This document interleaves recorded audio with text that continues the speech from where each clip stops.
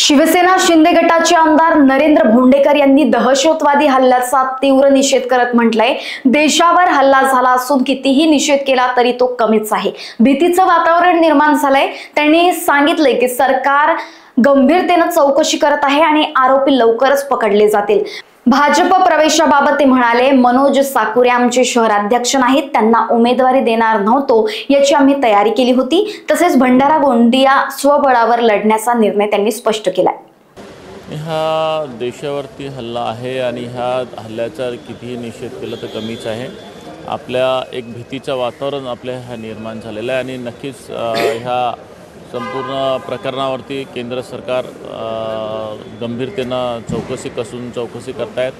आरोपी लवकरच पकडले जातील आणि पुन्हा काही प्रकार होणार नाही याच्यासाठी लक्ष देणार आहे। काय सांगाल, जर बघितलं असेल तर शिवसेनेचे जुने शहराध्यक्ष मनोज साकुरे यांनी भाजपमध्ये प्रवेश केले आणि एका अर्थानं पुन्हा एकदा निवडणुकीच्या पार्श्वभूमीवर युद्ध सुरू झालेले आहे भंडारा नगर परिषद। नाही, आमच्या ते नगर शहर प्रमुख नाही आहेत ते। आम्ही त्यांना पहिलेच आमच्या लक्षात आलं होतं 3-4 महिने आधीच, तर आम्ही त्यावेळेसच दुसरं शहर प्रमुख बनवलं होतं। तर आता ते शहर प्रमुख नाही आहेत आणि त्यांना उमेदवारी पण देणार नव्हतो। ह्या सगळ्या गोष्टी आम्ही पहिलेच प्रिप्लॅन केला होता, त्याच्यामुळे तो आज नवीन आमच्यासाठी विषय नाही आहे। कसं पाहता, सोबळाचा नाराज आहे तो भाजपकडून दिला गेलेला आहे?